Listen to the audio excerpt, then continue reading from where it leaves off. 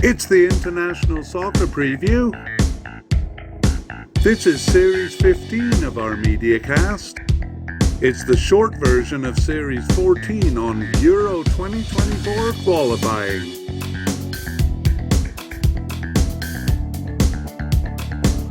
We're looking at Group A: Spain, Scotland, Norway, Georgia, and Cyprus.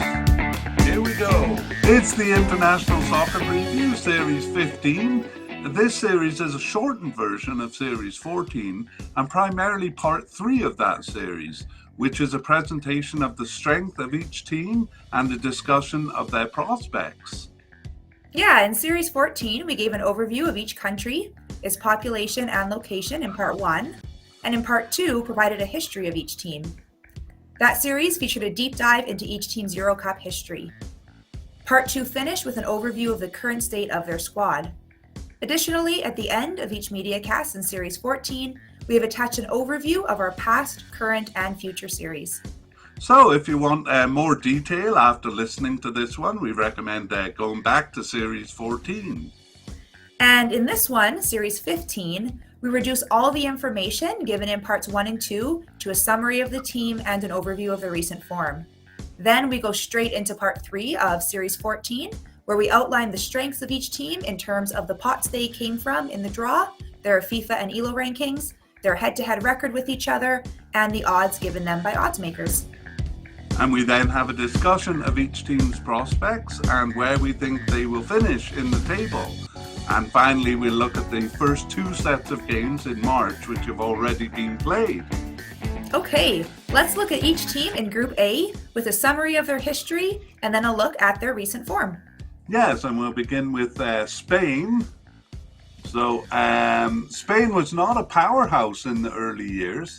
They enjoyed the odd success, like 4th place in the 1950 World Cup, a Euro Cup title in 1964, and a 2nd place finish in the 1984 Euro Cup. But they also failed to qualify for more than one cup in a row in the 1950s in World Cup play and in the 1970s in both World and Euro Cups. When these cups expanded in the 1990s, they became regular qualifiers and usually passed the group stage. From 2008 to 2012, they enjoyed a dynasty era, winning 2 Euro Cups, sandwiching a World Cup win in 2010. And that ended actually with a rare group stage knockout in the 2014 World Cup, following a consistent pattern of a poor result after a success. They have since returned to regularly passing the group stage. In qualifying, they're imperious at home, never losing there in a World Cup campaign and losing only 2 games in Euro Cup qualifying, their last loss in 2004. How about their recent performance? Sorry, Kiara. Yeah. In terms of their recent performance, since that group stage exit from the 2014 World Cup, they have passed the group stage in every competition, finishing in the round of 16 in the 2016 Euro Cup and in the 2018 and 2022 World Cups. Euro 2020 saw them reach the semifinals. In qualifying, they remain imperious, finishing first in the group, suffering only 1 draw at home and dropping only a few points on the road over all of these campaigns. 2022 to 2023 Nations League play saw them drop points to all 3 teams, including a loss at home to Switzerland, but nevertheless winning the group, which takes them to the final in June 2023, having finished 2nd in those finals in 2021. In terms of style, they remain the tiki-taka style of keeping possession and passing around in the opponent's midfield, a style which some find infuriating, but which carried them through the successful period around 2010. All right, let's move on to the second team in the group, Scotland. And I'll cover the kind of summary of their history, and then Kiera will do the recent performance. So Scotland is, along with England, the oldest national soccer team, but like all British teams, they didn't participate in early competitions, preferring local tournaments.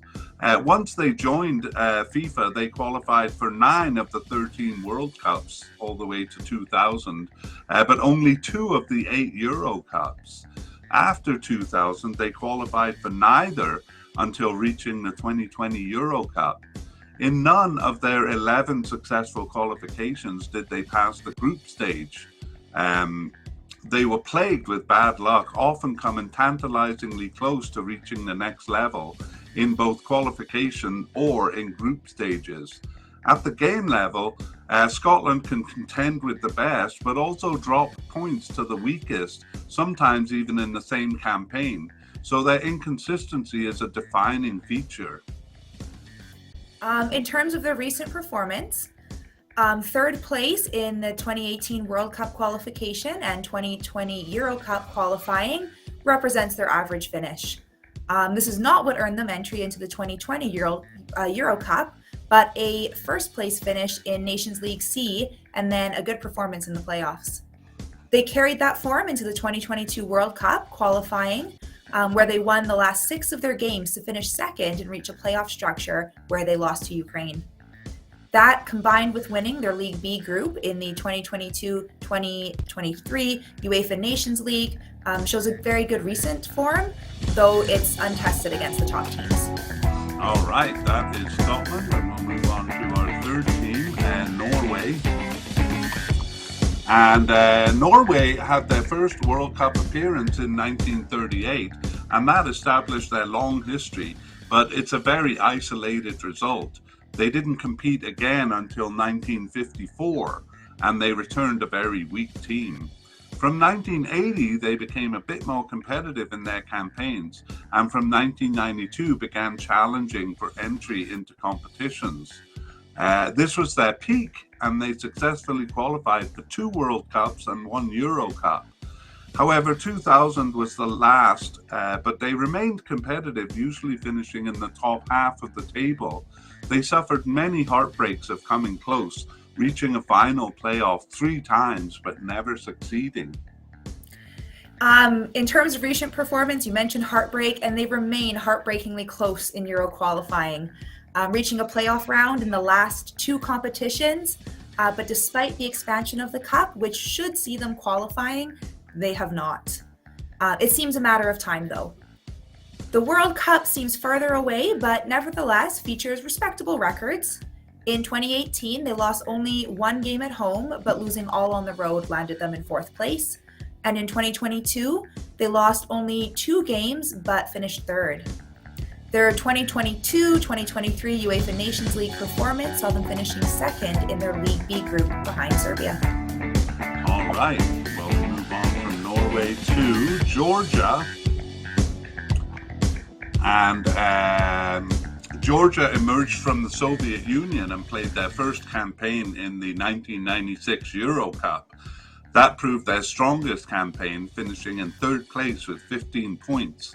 Subsequent World Cup campaigns established a pattern of earning 10 points and finishing 2nd last, which, with minor variation, they have maintained, actually with uncanny accuracy. Those results are unremarkable, but they are spiced with Georgia's reputation as a spoiler team. While inconsistent results against equal or weaker teams keeps them in the bottom half of the table, they reliably take points off stronger teams at home. In 2020, they were afforded a glorious backdoor into the Euro tournament, but they fell just short. Recent performances have not only created that opportunity again, but suggest a stronger period to come. In terms of recent performance for Georgia, their default performance of 2nd last place finishes with 10 points has been in slow decline. Their last 4 campaigns, it has been less than 10 points. Notably, in 2022 World Cup qualifying, they earned only a draw until the last 2 games. But that seems to be a turning point. They won the last 2 games in Kosovo and then at home to Sweden. They followed that up with a commanding performance in their 2022-2023 UEFA Nations League C, where they finished far ahead of Bulgaria and North Macedonia, suffering only a single draw to earn promotion to League B. In addition to that prospect of being stronger in the 2024 Euro qualifying, there is their reputation for spoiler results, especially at home. So these 2 combined might make them a challenger for better than 2nd last place. All right. And finally, we have Cyprus. And a summary of their history. Actually, they have a long history, entering the World Cup in 1962 and the Euro Cup in 1968. They were a feeble team in the early years, suffering some thrashings and going through several campaigns, losing all games, especially in World Cup play. But even then, they earned the odd spoiler result at home and became an increasing threat to bigger teams that took them too lightly. From 1996, more small teams joined the fray, and their standard finish was in second last place. But they improved beyond that, becoming stingy in defence and sometimes challenging at the middle of the table, especially in World Cup play. They've never finished in the top half of the table, although they did deserve to in Euro 2008 qualification. There, they bested Ireland, exchanged wins with Wales, and even tied Germany at home, but they finished bottom of a tight pile in the middle of the table. In terms of their recent performance, recent campaigns are not quite challenges at the middle of the table, but firm second last place finishes, perhaps challenging for fourth in the 6-team groupings. 2016 and 2018 saw them 1 point behind fourth place, and in 2020 they were tied for fourth and took the spot. In 2022, though, they were shamefully bested by Malta, but a couple of spoiler results saw them finish fifth, though fully 9 points behind fourth place. They were reasonably competitive in their 2022-2023 League C group, handling Greece as their only loss and tying Northern Ireland twice, but they unfortunately finished last and suffered relegation to League D. All right, well, that is the overview of the teams, and now we are going to move on to the part C of the full-length podcast, where Connor and I look at the strength of the teams and discuss their prospects. All right, well, let's move on to part 3, and we're going to begin part 3 with an overview of their rankings. So, can you take us through that? Sure. So, the teams were ranked for this qualifying in terms of their Nations League results. So their UEFA rankings doesn't necessarily match their world rankings. So I just want to clarify that. Yeah. But Spain they're the pot 1 team. They were third in Europe at the time of the draw. They were 10th according to the FIFA rankings and 6th according to ELO. That's a little bit of a drop from where they had been. Again, a couple round of 16 finishes, but they're consistently a top 10 team. Yeah, and they're particularly strong in qualifying, so I think clearly first here. Yeah. The pot 2 team is Scotland. They were 20th in Europe at the time of the draw, 42nd in FIFA and 32nd in ELO, so a little bit higher. That's more or less where they've been recently, kind of getting as high as 32nd in the FIFA rankings in December 2017, but then dropping to kind of 50th and kind of being in the 40s for most of the time in both systems. Yeah, a bit up and down, but maybe coming into better form as we saw. How about Norway? Norway were 24th in Europe. So just behind Scotland in the UEFA rankings, but actually slightly ahead of them in the FIFA rankings at 36th, and actually tied with them in ELO at 32nd. So that's kind of intriguing. Norway kind of climbing a little bit from the lows of 87 and 69 5 years ago, or 6 years ago in June 2017. Right, yeah, that promises to be a good battle between them and Scotland. Let's see if Georgia looks as if they can join that battle. Yeah, so Georgia were 33rd in Europe. They're 78th in FIFA, but their ELO ranking is more generous and has them at 51st. And actually, they've kind of consistently been higher in ELO compared to FIFA. We generally find the ELO ranking is a little bit more long-term and reliable. So interesting to see the discrepancy there, and I guess we'll maybe see in this campaign which of those is more representative of their true strength.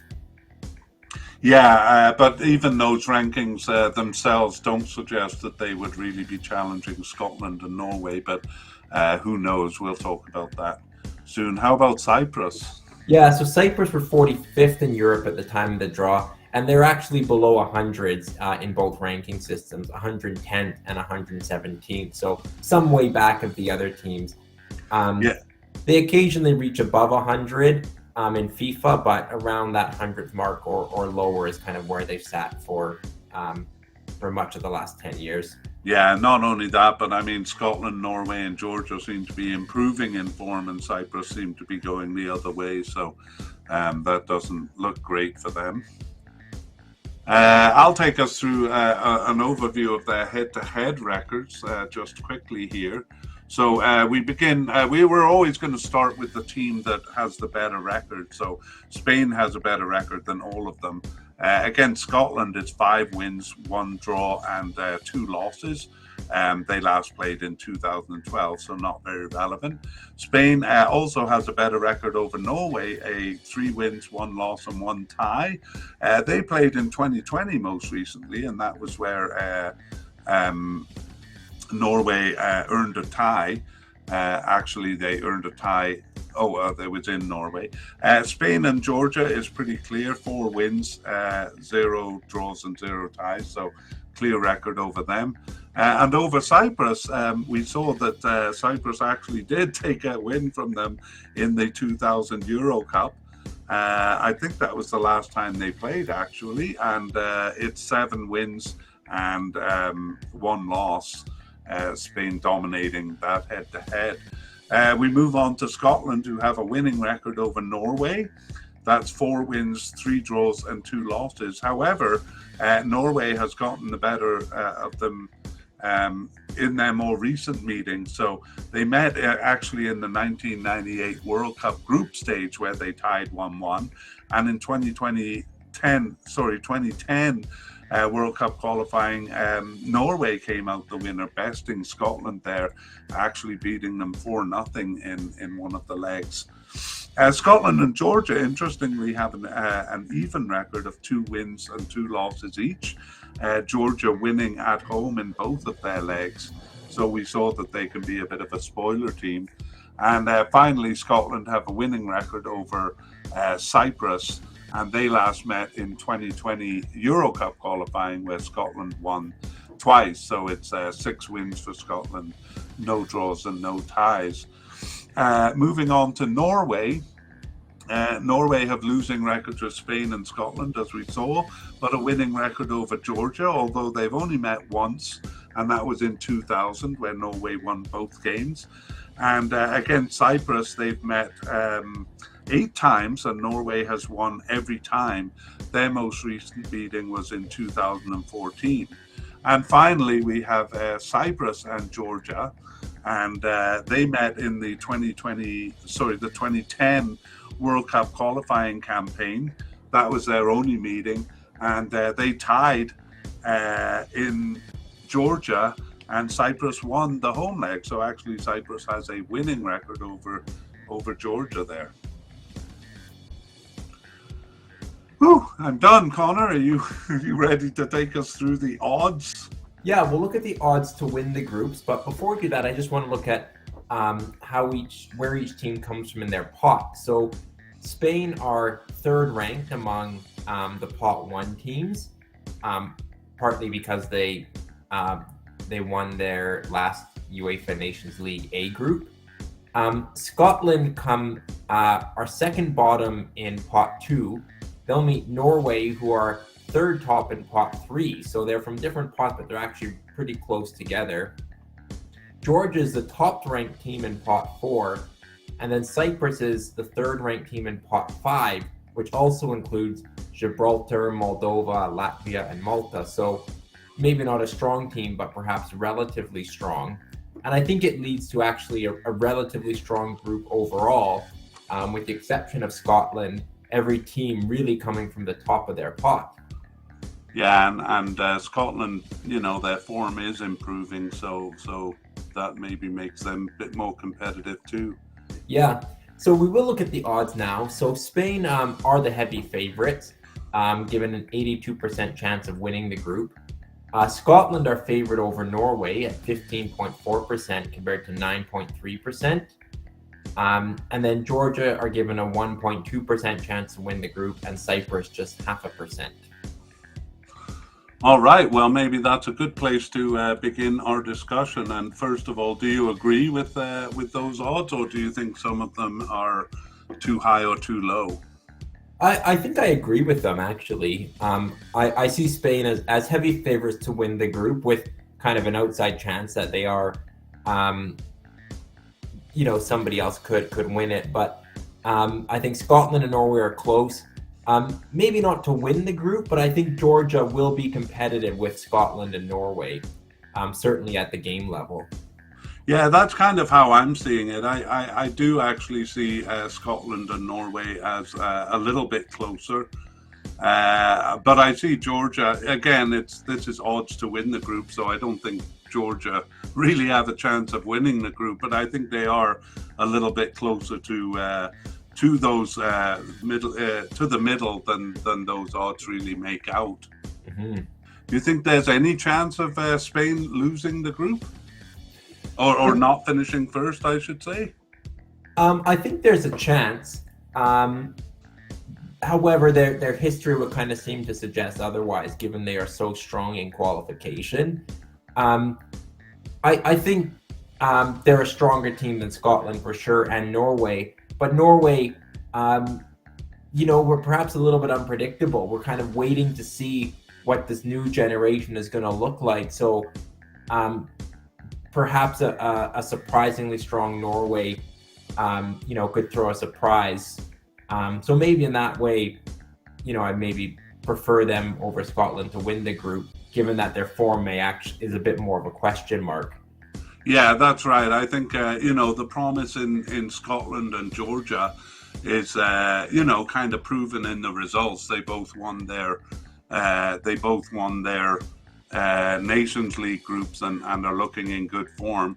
Norway should be in good form, but their promise kind of lies more in the squad. But they haven't really shown it yet. And I don't know the results of the March game, but I do know that Holland didn't play.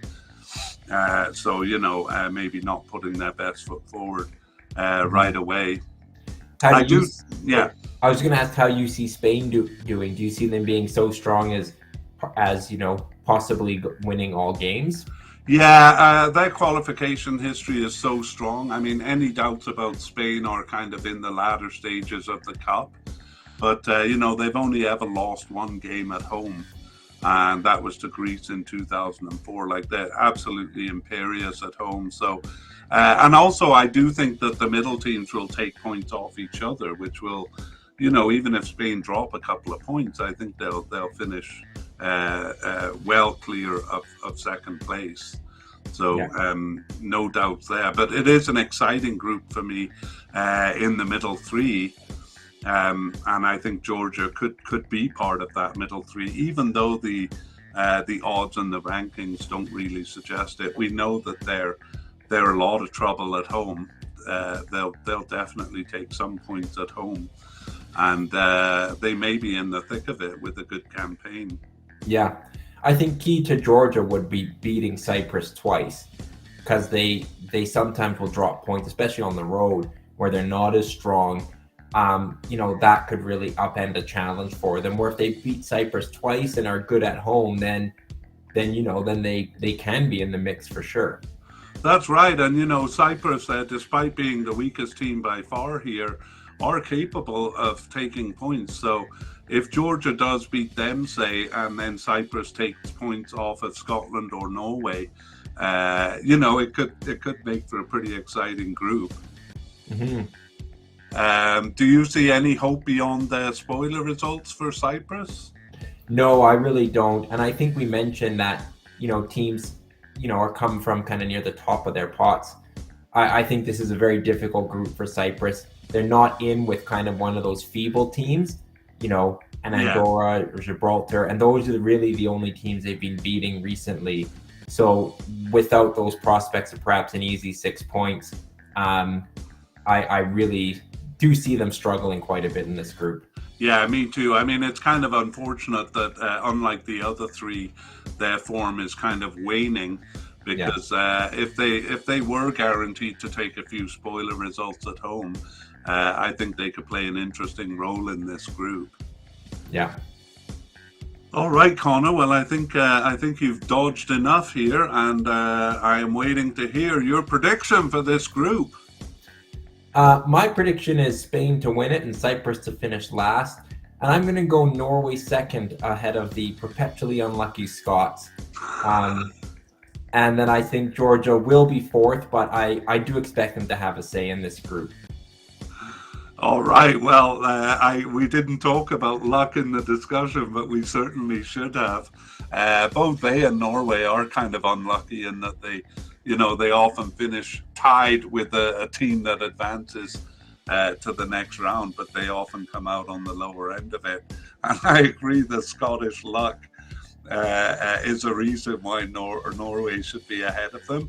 But I'm going to reverse those two, because I don't feel like Norway have really proven it in the games. So I'm going to say Spain, Scotland, Norway, Georgia, and Cyprus, actually, just like the pot order, although I think that middle three battle could be pretty exciting. All right.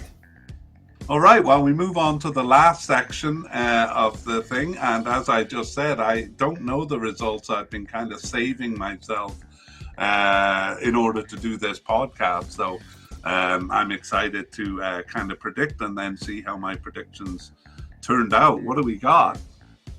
So the first game is Scotland at home to Cyprus. What are your thoughts on that one? Yeah, again, I think there have been times where Cyprus could pull a surprise, especially when Scotland is at a weak point. But I think Scotland's in a good place and Cyprus are on the wane. So I'd have to say 2-0 for Scotland there. Yeah, it was a Scottish win, 3-0 the final. Two of the goals came late, so the Cypriots kind of hung around, but the scoreline in the end is what Scotland were looking for. Yeah, well, good for Scotland there. We also have Spain and Norway. So again, I mean, honestly, if Erling Haaland was playing, and I know he wasn't, I might increase Norway's odds. But yeah, I would never say that Spain is going to lose or even drop points at home in a situation like this. So I'm going to say 2-0 Spain. Once again, it was 3-0.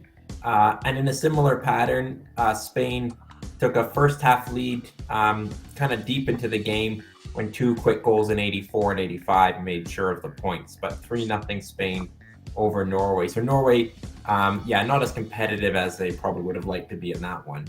Right. Okay, well then we move on to the second set of games there a few days later. And we have Georgia in Norway. Now, this to me is a really interesting game because I think Georgia is really troublesome at home. And I think actually this may dictate Norway's campaign. I'm going to call this, I'm going to go bold and say not only a tie, but a 2-1 win for Georgia. You were a little bold, but not too much. It was a draw. 1-1 between Georgia and Norway. So drop points for Norway in Georgia, like you said, not an easy place for teams to go, and it proved so again. That's right. And, if Scotland do win in Georgia, and they've lost in their only two games that they've ever played in Georgia, but if Scotland win there, give them a big leg up in that group. But meanwhile, we have the last game, Scotland versus Spain. So Spain are not as imperious on the road, and Scotland seem to be in good form. I could see Scotland getting a low-scoring draw here. And, logically, I would edge towards Spain. But again, I'm going to be bold and say 1-1. In this case, you could have been bolder. It was a historic and famous result for Scotland, a 2-0 win over Spain. Right. That combined with Norway's draw puts them in really good shape in this group. Yeah, maybe you can finish by taking us through the table, but I'm very excited by that result because I'm always more interested in a group being close than a team running away with it. So that may drag Spain down into the thick of it here. Well, I give you credit for your picks. Some people might have objectively just assumed no easy wins for Norway and Spain, but you suspected that wouldn't be the case, and indeed it wasn't. Cool. So after 2 games played, Scotland have 6 points, Spain 3 points, and Norway just 1. So a 5-point gap Scotland have over Norway already. Georgia have a single point from their 1 game played, and Cyprus 1 game played and no points. All right. Well, does that change your outlook on the group at all? I was thinking Norway ahead of Scotland, and I'd like to see a Erling Haaland Odegaard combo in a tournament, but this is a really rough start, and honestly, I'm not sure if Norway can recover. It's not out of the question. Obviously, Norway and Scotland have to play themselves, but that win against Spain gives Scotland a huge advantage, especially because I already thought it would be pretty close. Yeah, well, the trends that we pointed out here, like Scotland on an upward trend, Georgia on an upward trend, and Norway, having promise in the squad but not really showing it, that seems to be continuing. Yeah, and I do think Georgia will be competitive, as we said. They have one, them and Norway tied. I expect Norway would finish ahead of Georgia in the long run, but I think Georgia, have shown they're capable of getting points, and I think they'll do it again. All right. Do you have the next set of games in front of you? The next game is crucial. Norway hosts Scotland. Oh, that's going to be a good one. What do you think? If Erling Haaland's playing in Norway at home, I'm going to say Norway do beat Scotland just to make the group extra interesting. What about you? I think I'll call a 1-1 tie for that based on form, but as you say, they didn't have Haaland for these games, so maybe they would have the edge. But I'm going to go bold with a 1-1 draw there. All right. On top of that, Cyprus play Georgia in the next round, a game Spain sit out. Okay, well, that could be a tie if it's in Cyprus. Georgia will hope not. They can build on their early momentum. Yeah, I would favor. I would say 1-1 favoring Georgia there. All right. How about you? I'm going to say Georgia get the job done and win 2-0. All right. Well, that brings us to the end of our Group A, and again, stay tuned for information on our other podcast series. But great talking to you about this, Connor. Thanks so much. See you next time.